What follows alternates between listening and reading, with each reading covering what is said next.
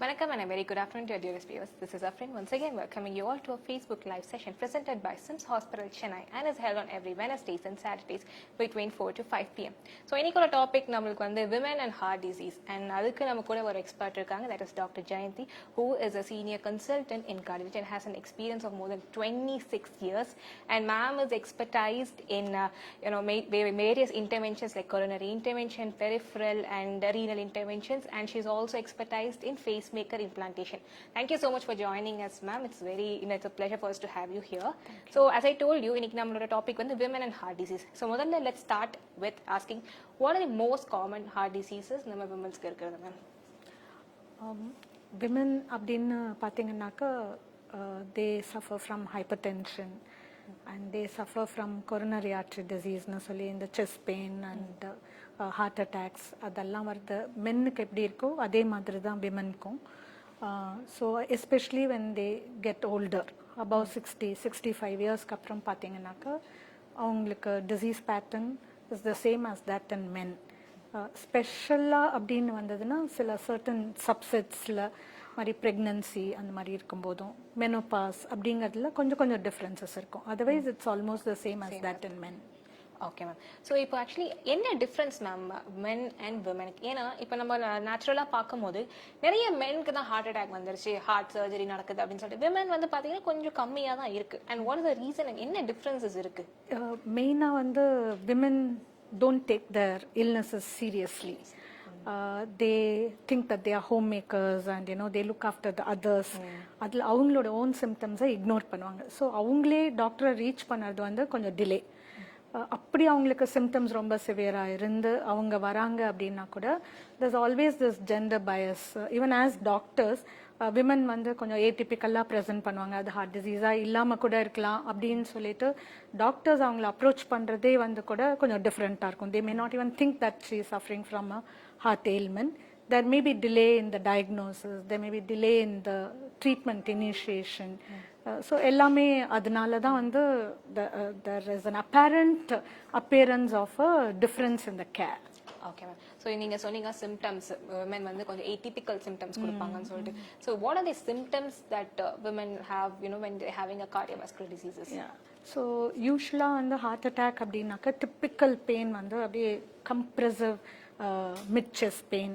It'll radiate to the left hand, back, and they'll sweat profusely, they'll feel choked, and it'll come on exertion. It'll get relieved by rest. இதுதான் வந்து ரொம்ப காமனாக எல்லாரும் present பண்ணது. Women பார்த்தீங்கன்னாக்கா they may not have the chest pain. They may say that I'm having some backache or a jaw pain, and they may say that it is not related to effort at all. They may just say that I don't have any pain but I feel terribly weak, fatigued. அந்த மாதிரி கொஞ்சம் டிஃப்ரெண்ட்டாக present பண்ணுவாங்க. So அதனாலேயே வந்து ஒரு ஏடிபிக்கலாக இருக்கிறதுனால the approach to them, even for the doctors to think that they are having a heart ailment, அது வந்து கொஞ்சம் டிலே ஆகிடுறது டயக்னோசிஸில். Okay ma'am. ஸோ இப்போ ஆக்சுவலி என்னென்னா விமன் பொறுத்த வரைக்கும் we have a lot of different phases, சரிங்களா? Like from puberty, pregnancy, menopause. So இந்த டைமில் வந்து what are the different cardiovascular diseases women we tend to face? as younger women பார்த்தீங்கன்னாக்கா முன்னாடி ஒரு 20-30 years பேக்லாம் வந்து rheumatic heart disease was very predominant in younger women. Mostly more women were getting affected than men, and that was very prevalent at that time. இப்போ அதோட incidents எல்லாம் வந்து கொஞ்சம் கம்மியாகிட்டே வருது. When you reach about like you get married, marriageable age, அந்த மாதிரி reproductive age groupல பார்த்தீங்கன்னாக்கா pregnancy related problems, அதுக்குன்னு ப்ரெக்னன்சியில் அவங்களுக்கு ஹைப்பர்டென்ஷனுங்கிறது ஒரு என்டிட்டி, ப்ரெக்னன்சி இன்டியூஸ்ட் ஹைப்பர்டென்ஷன். அப்புறம் தே டெவலப் ஜெஸ்டேஷனல் டயபெட்டிஸ்னு சொல்லுவோம். During pregnancy they develop diabetes. So இதெல்லாம் வந்து will become future risk factors for heart ailment in women. So very young age la they are diabetics and they are becoming hypertensives. In the future la they'll certainly develop heart related issues. And there is something called postpartum cardiomyopathy nu solluvom. Delivery time la their heart pumping function, some of them develop very poor pumping of the heart. So idella very specific to reproductive age group la varudhu. And sometimes they are on oral contraceptive drugs. Drugs nama pesnom. They'll be taking oral contraceptive drugs. So that has its own ill effects also. and that can cause heart related ailments in future, especially if they are also obese and not very active. அந்த மாதிரிலாம் இருக்கும்போது ஹைப்பர்டென்சிவ்ஸ் அவங்களுக்கெல்லாம் இது heart disease வரத்துக்கு நிறைய வாய்ப்பு இருக்கு. when they reach the menopause, the whole hormonal change takes place in women. What was there in the reproductive age group is totally changing as they reach menopause. So அவங்க menopause, post menopausal women கெல்லாம் வந்து totally they are almost like men, like how we are treating men with heart disease, அதே மாதிரி தான் womenம் அவங்களுடைய chances of developing heart disease is almost equal to that in men. So அதனால post menopause வந்ததுனாலே வந்து we have to treat them like how we treat men with heart related issues. And elderly அப்படின்னு வரும்போது elderly women mostly they have a lot of problem relating to the high blood pressure, and they have more of heart failure. There's some difference between heart attack and heart failure. Heart attack is reduced blood supply to the heart and it can cause a sudden problem. Heart failureங்கிறது வந்து மூச்சு திணறல் தான் அதோட main கம்ப்ளைண்ட்டாக இருக்கும். அவங்க heart as a pump வந்து fails to pump, it becomes weak அந்த மாதிரி இல்லை. So they present as breathing difficulty, swelling in the legs, அந்த மாதிரி ஒரு மாதிரி bloating அந்த மாதிரி இதோட present பண்ணுவாங்க. Women are more prone for heart failure as they age, they become elderly and all that.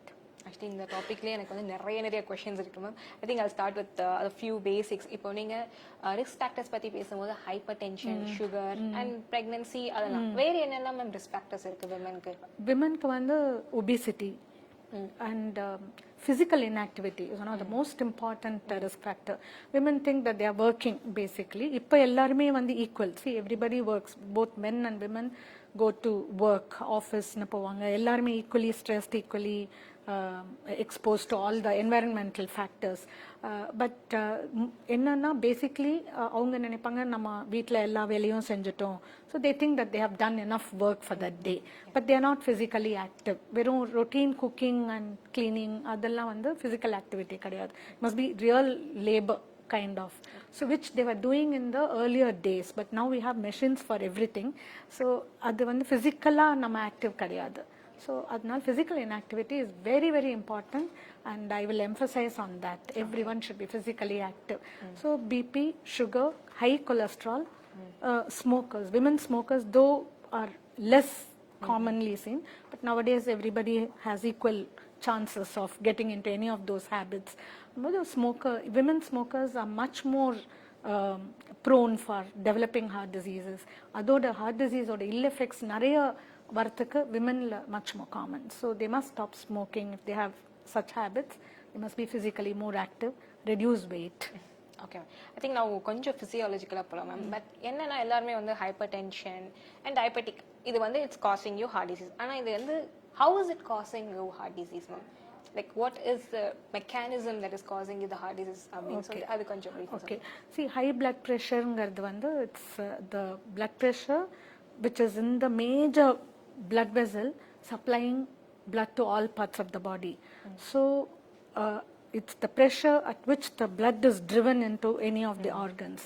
So on the vessel wall வந்து அந்த pressure oda changes nala it gets affected. See, too much of a high pressure will affect the blood vessel wall also. So there are changes in the dynamics of the vessel wall function, and this pressure will get transmitted to all the other organs, especially the kidneys can get affected because of that. The brain can get affected because of that. The heart can get affected because the heart is pumping against the higher blood pressure. So it has to overwork. It has to really generate much more pressure to drive the blood into another high pressure zone. So heart is at a tremendous stress. So that is how the heart gets affected by that. Brain, because again it's all small blood vessels which are supplying the brain, and there is something called a pressure head which perfuses the organs.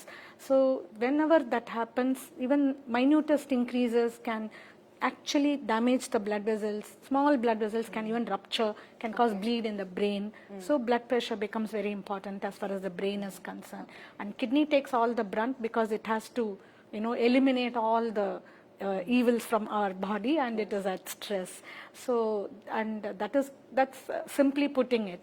Diabetes produces changes in the cholesterol metabolism also. All are interconnected actually, and it can actually change the lining of the blood vessel, which we call endothelium. So that endothelial function can get affected in diabetics, and that is what causes the nidus, we'll say, or the change in that area can attract more of cholesterol, blood clots, all those things which can cause blockages in the blood supply. So Okay. it's Yeah, that's what I think. It was very brief, ma'am. I mean, நீங்க tension ஆக உங்க pressure ஏற it's like you have more chances that your vessels might get ruptured. I think now it's kind of clear. And diabetic எதுக்குன்னா because it will attract more cholesterol and உங்களுக்கு வந்து உங்களோட vesselsல இருந்து block ஆகும். ஆகிறதுக்கு chances are high. Chances are high. So this is what we tell that diabetic and hypertension causes cardiovascular. Okay, ma'am. So எனக்கு coming back to the pregnancy, ma'am. இப்போ when a woman is pregnant, what are the physiological changes that will cause or lead into cardiovascular diseases, ma'am? Yeah, see, generally வந்து there is a weight gain. Weight gain எதனாலனாக்க அவங்களோட blood volume, plasma volume எல்லாமே கொஞ்சம் ஜாஸ்தி ஆகும் அவங்களுக்கு. So because they have to also take care of another life which is developing inside their body. So அதுதான் main actually. They gain weight and increase in plasma volume and blood volume. That is the main thing which happens. And because of the dilution, sometimes they have anemia. More fluid, a little bit of less of red blood cells. So we always try to correct all those. Every pregnant woman will have these, and so we will correct this. These are all minor expected changes which occur during pregnancy, and after the delivery it will all come back to normal. So in a pregnant woman, whatever weight she gains, and within 1 year after delivery, if she doesn't get back to her original weight, does not shed that extra weight, that becomes a risk factor for future heart related problems. Okay, ma'am. So நீங்க வந்து இப்போ you have mentioned about anemia. So we want to know because most of the women like in India or anywhere, we are all prone to anemia. So how does this anemia affect the heart, ma'am? See, there's something called supply demand. So it's the blood, red blood cells carry oxygen. Okay, they are the carriers. So you have to have enough red blood cells or hemoglobin to carry that oxygen to all parts of the body, which is a kind of an important element. So when there is anemia, the red blood cells are low, or the heme or the hemoglobin which carries the oxygen is low. So what heart has to do? It does more, like instead of pumping 72 times, it will pump 100 times to meet the demand. Okay, so when there is something is lacking, you want to provide more. So the heart tries to provide more, or at least meet the need that every part of the body requires. So it tries to overwork. So it keeps on pumping more. How long it will pump? If you are tired, you can work for 1 day, or you can work for 2 days or 3 days. But then another person's work is also given to you. You cannot work even for that 1 day. Okay, so that kind of a thing. So இதனால என்ன ma'am ஆகும்? Like Heart failure will come. Heart failure. Yeah, heart failure will come because the heart slowly it will work for 1 week. It may work for 1 month. It depends on each one's capacity. Not everyone with anemia will develop heart failure. People with even 4 or 5 hemoglobin also, they'll come walking. People with even 8 or 9 or 10 will feel very weak or tired. So each one's body is different in the way it reacts to the disease and in the way they react to the treatment also. So generally speaking, the heart has to work more when there is anemia, and over a period of time it can weaken in its capacity, and that time they'll start feeling symptoms like breathing difficulty, tiredness, swelling in the legs. It's like heart failure. We try to correct anemia, it reverses. Okay. So இப்போ வரைக்கும் வந்து we have spoken about 2 conditions, அதாவது heart failure and coronary artery disease, அதாவது அந்த open heart disease அந்த மாதிரி. வேற என்னென்ன diseases இருக்கு like which we all should be aware of? See, ஒன்னு வந்து heart attack சொல்லிட்டோம், heart failure என்னன்னு சொல்லிட்டோம்.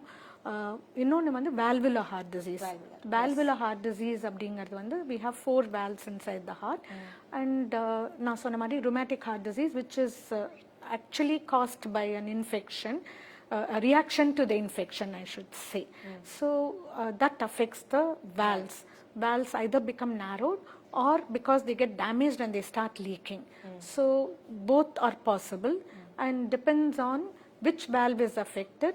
We try and go and correct it. We have methods to correct it. Nowadays we have balloon treatment of the valves, and we can even replace the valve like how we go and do an angiogram without surgery. But surgery is the time-tested care for the valve management. And the other one is irregularity of the heartbeats, arrhythmias we call. So so there are various things in the heart. One is heart muscle. When it becomes weak, it causes heart failure. Some blood supply to the heart, when it gets blocked, it causes heart attack. Then there are valves which produce heart valve related problems. Then there is the one which almost like acting like an electrical switch in our heart. It's called natural pacemaker, which sends out signals to the, we have 4 chambers. Upper chambers are the filling chambers, the lower chambers are the pumping chambers. So once the blood gets filled into the heart, the blood gets shifted into the lower chambers, which are to pump the good blood, bad blood and all that will come, but then they have to pump. That what drives that kind of a sequence. So it gets filled, some signal goes down to the pumping chamber, says now you pump. So we have, usually we say 60 to 100 is a normal heartbeat. So anything lower than 60 becomes a lower heart rate. Anything more than 100 is a higher heart rate. It can be a natural, normal rhythm. There can be abnormal rhythms, like irregularity in heartbeats can occur. This is called arrhythmia. We have electrophysiologists who are actually taking care of these. So we can correct the irregular heartbeats like that. And we also have, when there is a lower heart rate or lower pulse rate, we have pacemakers, which actually act like the electrical switches. So it's externally, we we create a pocket just below our collarbone, keep the battery kind of a thing, and connect it with the wire into the heart, and that keeps sending signals. Instead of our natural heart, the pacemaker will keep sending signals, so the heart keeps pumping when there is a low heart rate. So this is irregularity, heart rate related problems are called electrophysiology. There are specialists for that. Okay, ma'am. இப்போ நீங்க ரெண்டு சொன்னீங்க that heart rate related issues and valve related issues. இதெல்லாம் வந்து like any gender differences there, ma'am, like women வந்து ஜாஸ்தி or men? Rheumatic heart disease in a younger thing. Other than that, I don't find, I don't think there's any major. Okay, fine, ma'am. But sometimes pregnant women can have those irregular heartbeats during pregnancy. That may be the first time they will even manifest that there is a problem with their heartbeat. So pregnancy probably will show us that they are having a problem. Okay. So ma'am, in the diseases la ipo 4 types சொன்னீங்கல, இதெல்லாம் வந்து are they genetically transferred, like family? Some. We have heart failure, that cardiomyopathy will say the muscle is basically weak. We have congenital problems which can lead to this. Similarly, heartbeat irregularities, sometimes they are caused by genetic abnormalities. We will all hear about people suddenly dying, sudden deaths, we say. That can be genetically mediated. So there's something called heart just thickens, call it hypertrophic cardiomyopathy. It becomes very, very thick, the muscle. So that is also genetically transmitted. Like if a father has or family member has, chances of the children having it. So we always talk about family screening. Once we detect such problems, we say, please screen your children, screen your brothers, siblings, all that we say. Okay, ma'am. So I think now screening and சொன்னவே like next obvious question is diagnosis. நம்ம எப்படி வந்து இந்த heart disease எல்லாம் நம்ம diagnose பண்ணுவோம்? See, usually the first thing is ECG. First thing is history. So we'll just find out what is the problem, whether it's something like a heart attack or a heart failure or a valve. So each has the way it presents, like they'll say palpitations or they say that giddiness, maybe due to low heart rate or high heart rate. So we just find out what are their symptoms and try to attach some part of the heart to their symptoms. Then we go about investigating them. The first will be ECG. Of course, we check the blood pressure, the routine clinical examination. ECG is the first thing. It will give us a clue about the heart rate, about any changes in the pattern, whether we can even identify thickness of the heart from the ECG changes. And then we do something called an echocardiogram. which is actually the structure of the heart. We can also assess the function of the heart. It's like an ultrasound of the heart. So we see the valves and all that. Then we do angiogram to see whether there are any blocks in the blood supply, if we think it is something related to the heart attack or blocks in the blood supply to the heart. Okay, ma'am. So I think our diagnosis அப்புறமா வந்து natural question வந்து இந்த treatment என்ன ma'am நம்மளுக்கு இந்த Yeah, treatment, the first thing is lifestyle changes for any heart problems. So lifestyle changes nu varumbodhu diet. So if we take like blocks in the blood supply, people are hypertensive, diabetics, high cholesterol, it may be age, and all this can cause blocks in the blood supply, and heart attack is a possibility in them. So we have to prevent it. So we say that go on a very strict diet, control salt intake for high blood pressure control, sugar. We nowadays we provide a diet chart. We have dietitians and institutes like this. So we tell them to take a diet chart and follow that. Low cholesterol diet. So avoid all junk food, deep fried items, ghee, cheese, cream, butter. Those are the things we tell them to avoid. And non-vegetarians, we tell them to avoid mutton and meat as much as possible. Nothing should be taken as a fried item. This is about cholesterol. The sugar, all sweets, direct sugars, we tell them to avoid. And then the fruits which have lot of sweet content, like mangoes and pineapples, those are some of the fruits which tell them to avoid. And only too much of salt, extra salt you avoid. So these are about the diet. And whatever you eat on time. Small frequent meals is what we advise, and we tell them not to go for walking, like vigorous physical activity soon after eating. We tell them not to lie down soon after eating also. So these are the things that we advise about diet. Physical activity, I told you, minimum at least per week it is preferable to do 150 minutes of moderate level of physical activity, maybe skipping, jogging, cycling, running, swimming, and walking, badminton, shuttle. These are all heart healthy activities. We only say do not do weightlifting, bodybuilding exercises when they are heart patients. So that is it. And then medications, of course. So blood thinner medications, and if the patient on their own to take in the presence of a chest pain, we say they can take aspirin if they have at home. Just take on aspirin. And any cholesterol lowering medicine is there, they can take and come to the hospital, but they have to come to the doctor. So that is that way. If at all they can take on their own, maybe in an emergency situation, that one they can take. And other medicines are all for their risk factors, and once the disease is diagnosed, accordingly we proceed with treating the patients. And still the medication did not work out. I think next, what will be the option, ma'am? See, medical therapy is always there throughout their life. Whether we do angiogram, angioplasty, stenting, bypass surgery, these are all for the blocks in the blood supply. So with all that, they have to continue to take blood thinners and cholesterol lowering medicines, even if everything is normalized after the treatment. And if they like heart becomes weaker and weaker and weaker, we have medicines for heart failure, and we continue to watch them. And the point of a time will come when we think that our medicines are actually not helping. They are getting frequently hospitalized, despite they are also strict about their diet, medications, checkups, but still they are having problems. We have to go about thinking of the next options, like we have there are machines like assist devices which will work like heart as a bridge to heart transplantation. So that is for heart failure. For irregular heartbeats and all that, if they don't respond to the medicine, we can actually check the electrical activity of the heart, and we can do our radio frequency ablation for a faster heart rate, do a pacemaker implantation for a lower heart rate. So this is, and valves. Valves, we have balloon. We can, if the valve is narrowed, is not opening properly, you can put a balloon and open the valves. And if we have to change the valve itself, then we can replace the valves. I told you earlier also that both are possible nowadays. Earlier days, for valves, only surgical management was there, but now we have all non-surgical management. Just like how we go and do angiogram and put the stent, we can take the valve in and put without any scar. That's very nice. So that depends on, I mean, we have to choose. It's not that everyone can undergo all those.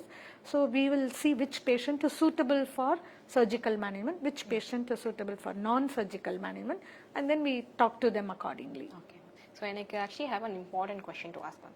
When you're having a heart disease, what are the other organs that are most likely to get affected? The first one I will think of is about kidney, because when the heart is not pumping properly, or the blood pressure becomes low because heart is suffering, the first organ that gets affected is the kidney.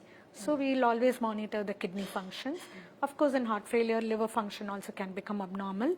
And brain, we have to have a particular level of blood supply maintained for the brain blood flow to go on. We will be worried about these three major organs. The first thing in the diagnostic tests we see is a little change in the kidney function. So that will guide us. Plus all the medicines will have to, after they finish their work, they have to get out of our system only through the kidneys. So kidney also is overworking.